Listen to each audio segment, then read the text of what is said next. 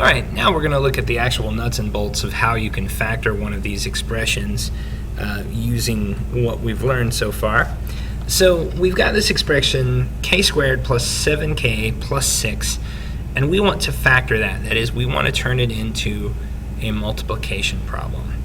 And once we do that, we're going to have something that looks like one binomial times another binomial.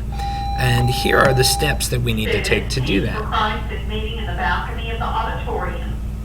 But probably not by the time you're watching this. So we have x squared, and I'm just going to punch all of this into my calculator, plus 7x plus 6. Notice I'm using an x because your calculator is not going to deal with a k particularly well. And so I graph this, and I can actually get my zeros, my roots, my x-intercepts from this. I'll find this one first since I'm already there. It's my left bound, my right bound. So one of the zeros is going to be at k equals -1, and the other zero is going to be, if we set our cursor for our left bound and then our right bound, the other one is going to be at -6. So there's our two solutions. We can use these to write our equation out. So here's the form of these things, and this is the form every time, without fail.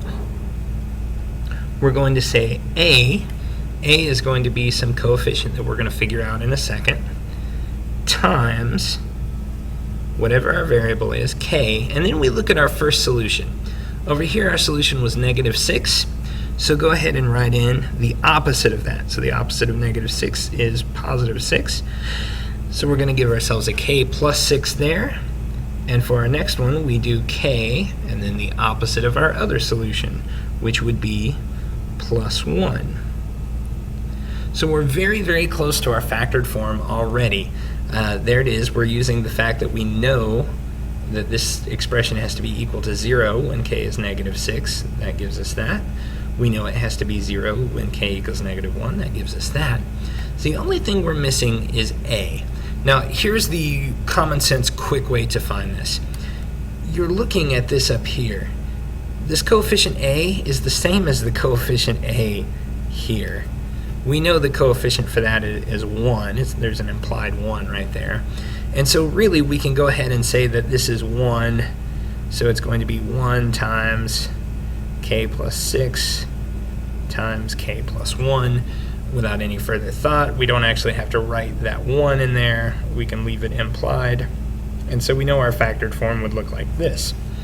However, I want to show you a more mathematically pure way to get a, just so that you're aware it exists. So what we're going to do is we're going to go back to the graph, and we're going to go to our table, and we're going to pick a point, any point, so long as it's not one of our solutions. So we can't choose where x equals -1, and we can't choose where x equals -6, and you want to pick something that's just got nice simple numbers in it. So here is 0 and 6. So I'm just going to write that point down, and that's the point I'm going to use to calculate a. Well, in my graphing calculator, I put in the equation y equals, and then I'm going to use this factored form over here. I said it's a times, and I'm going to change my variable from k to x, x plus 6 times x plus 1. So that's the factored version of what I put in there. Only now, in order to find a, I need to know what y and x are, and that's why I have this up here. X is 0, y is 6.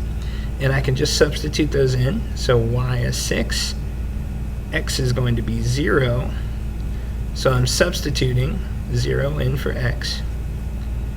And when I find all of this, I'm going to end up with, and I'm just running through this very, very quickly, 0 plus 6 is 6, 0 plus 1 is 1. So I'll find that 6 equals 6a, divide both sides by 6, and we'll find that a does indeed have to equal 1. And so that's the mathematically pure way of finding a, and then I could substitute that back in. All right, we're going to look at a couple more examples of that to make sure that this sinks in and to see some of the other stuff that can happen. So let's try this one now. Instead of that one we saw there, let's do 6v squared plus 48v plus 96. And remember, we're wanting to factor this. So what we'll do first is find our solutions. So I'm going to take 6x squared. Remember, it's x because our calculator is not going to handle a v. We graph this. And notice this one only touches the x-axis at one place, which means this only has one solution. So let's go ahead and find that solution. We want the left bound. So I'll move my cursor until I'm on the left side of my 0 and then on the right side. And I find that that solution is v equals -4. Now, if you look back at the last one, what I did was I wrote this and I took my variable plus or minus the opposite of this, whatever it happened to be, and I did that. But here I've only got one option. So when we've only got one 0 like this, one root, what we do is we use that twice. So I come over here and I'm going to say that this is a times v, and then the opposite of -4 would be +4. But since I don't have anything else to use, I just use that again, v plus 4. And if you really wanted to, you could go through this entire process again to find a. I can also just look up here and know that it's 6.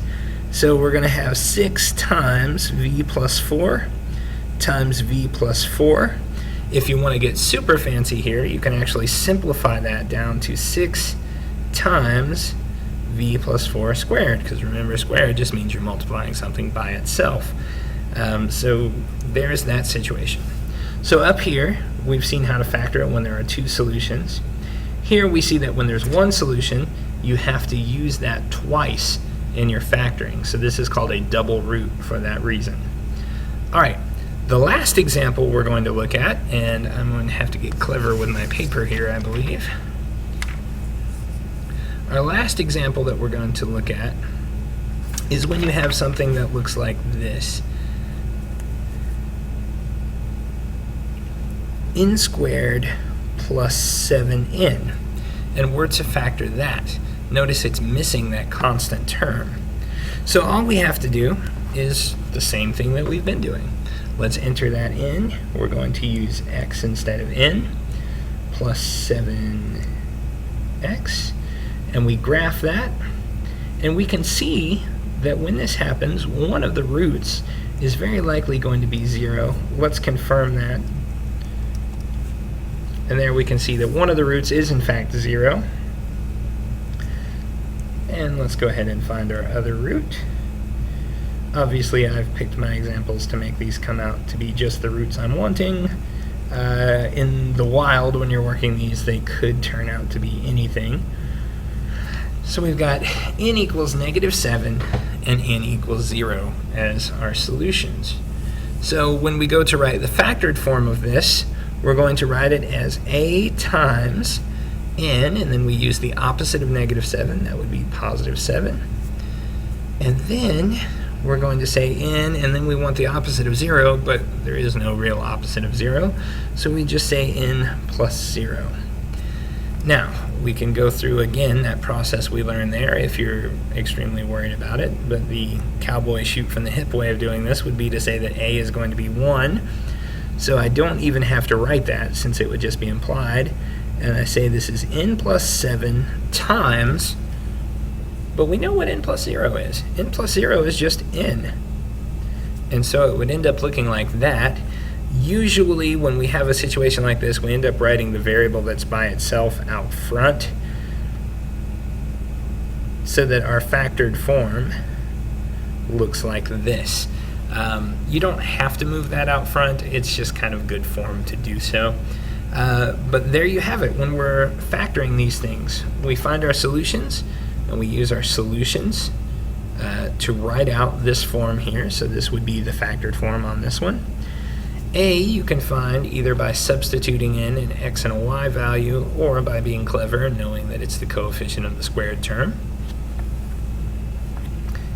If we have just one single root, we know that we have to repeat that twice so that in our factoring it will look like this. And if we end up with 0 as a root, we know we're going to have this situation here where we get just the variable by itself as one of the factors.